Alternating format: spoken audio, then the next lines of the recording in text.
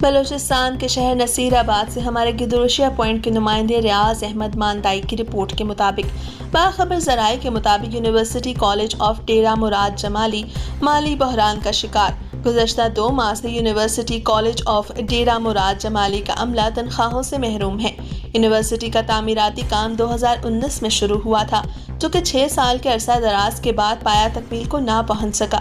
مزید برآں یونیورسٹی کا عملہ بھی مستقل نہ ہو سکا، جس کی وجہ سے یونیورسٹی میں موجود 1100 طلباء و طالبات کا مستقبل بھی خطرے میں ہے۔ نصیر آباد ڈویژن کو تعلیم سے محرومی کے اندھیرے میں دھکیلا جا رہا ہے۔ گرین بیلٹ کا واحد اعلیٰ تعلیمی ادارہ عدم توجہی کا شکار ہے۔ واضح رہے کہ اس حوالے سے یونیورسٹی ملازمین نصیر آباد ڈویژن کی سیاسی قیادت سے متعدد بار ملاقات کر چکے ہیں۔ مسائل کے حل کے لیے سیاسی قیادت کی یقین دہانی کے باوجود یونیورسٹی اسٹاف کے مسائل اور ادارے کے باقی معاملات حل ہونے کے بجائے مزید گھمبیر ہوتے جا رہے ہیں۔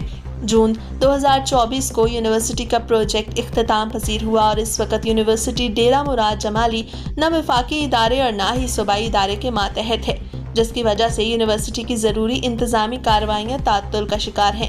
اسی طرح اگر سیاسی قیادت نے بروقت کوئی عملی اقدامات نہ اٹھائے تو گرین بیلٹ واحد تعلیمی ادارے سے محروم ہو جائے گا۔